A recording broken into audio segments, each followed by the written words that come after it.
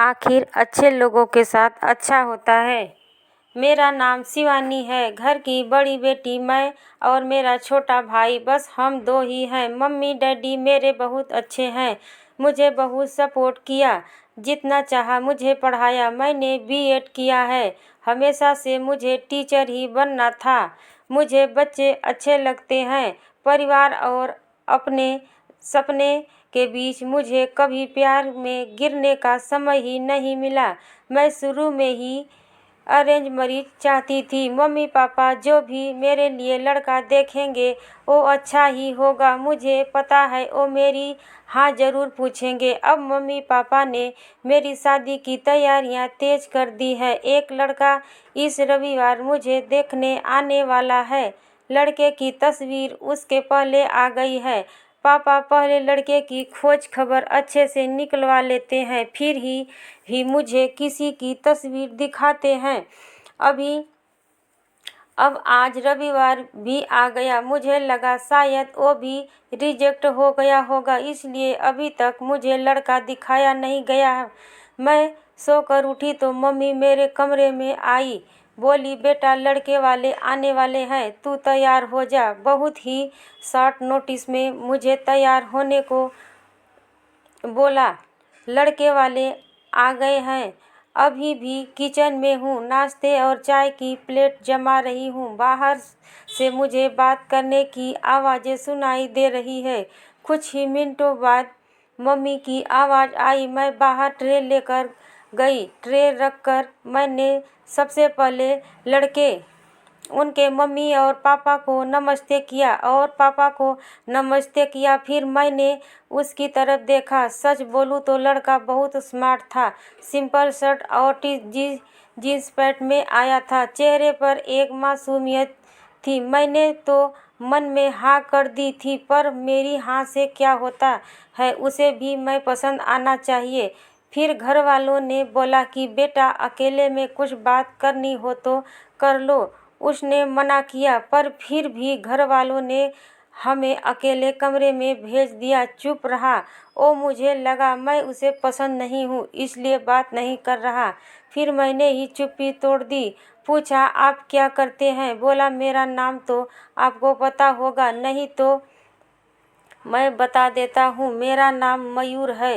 Business है property का। अपने बारे में फिर बताने लगा। कुछ देर हमारी बात हुई। फिर बाहर से मम्मी की आवाज़ आ गई। बड़ों में बात हुई और रिश्ता तय हो गया। उसके घर वाले जल्द ही शादी करना चाहते थे। पिताजी ने अपनी खोज कर ली थी, इसलिए शादी 1 महीना बाद ही तय हो गई। इस दौरान मैंने मयूर का नंबर लेकर उससे बात करना चाही। मुझे लगा कि वो थोड़े शर्मीले हैं, इसलिए मैंने ही पहल की। करीब 1 महीने बहुत बात हुई और प्यार वाली फीलिंग क्या होती है यह मुझे पता चल गया। फिर हमारी शादी का दिन आ गया और मैं अंदर ही अंदर बहुत खुश थी। मम्मी पापा को थोड़ा छोड़ जाने का गम तो था, लेकिन मुझे लगा कि मुझे सही जीवन साथी मिल गया है। सुहाग रात आ गई। मैं थोड़ी घबराई हुई बैठी थी बेड पर। वो आए और मेरी तरफ देखा। मैंने भी हल्की सी स्माइल पास की। मयूर ने कुर्ता पहन रखा था। वो थोड़े घबराए लग रहे थे। मुझे लगा जैसे मैं नर्वस हूँ, शायद वो भी इसी तरह होंगे। मयूर अब बाथरूम गए और कुर्ता चेंज करके आए। फिर मयूर आकर बोले कि बहुत थक गई होंगी, शायद आज आराम कर लो। मुझे लगा वो भी थके हैं, इसलिए मैंने ज़्यादा सवाल जवाब नहीं किए। अगली सुबह वो बाथरूम में फ्रेश होकर नहाकर और कपड़े भी अंदर ही चेंज करके आए। मुझे थोड़ा अजीब लगा, फिर मैंने सोचा शायद उसकी यह आदत होगी। अगली रात फिर आई और मयूर ने फिर ऐसा ही किया। अभी तक वो मेरे पास भी नहीं आए थे। अब मुझे लगा कि मयूर कुछ छुपा रहे हैं, क्योंकि उसके चेहरे पर साफ दिखाई दे रहा है। अगली रात जब वो बाथरूम से कपड़े चेंज करके आए तो मैंने उन्हें टोक ही दिया। आप क्या छुपा रहे हैं? कुछ बात है तो आप मुझसे कह सकते हैं।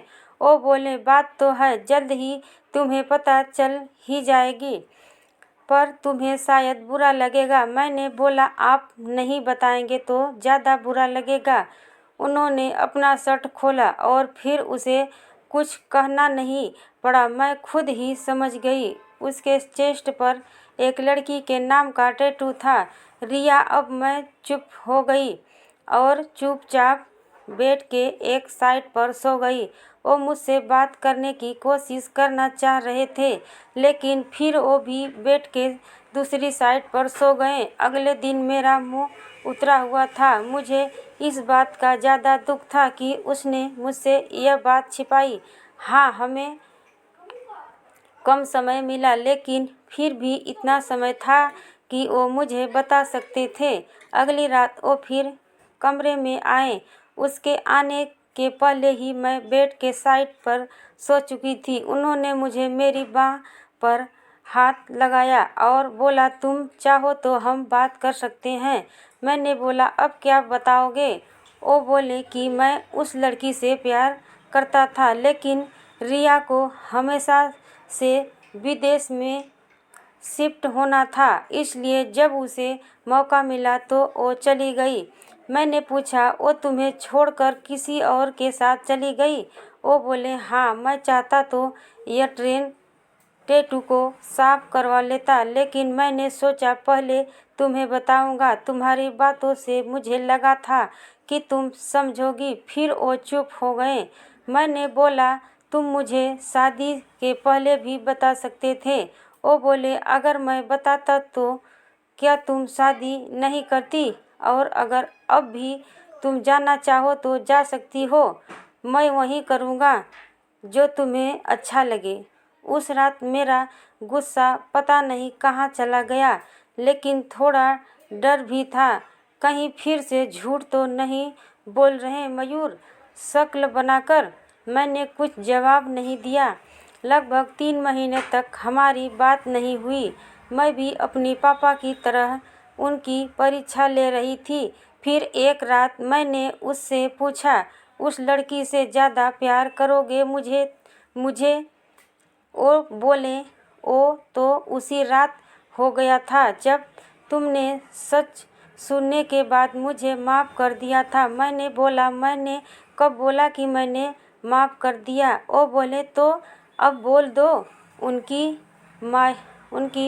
माँ मासूम शक्ल ने मुझे उसके गले लगने पर मजबूर कर ही दिया। मुझे सच में अच्छा पति मिला है। आखिर अच्छे लोगों के साथ अच्छा होता है, तभी इनको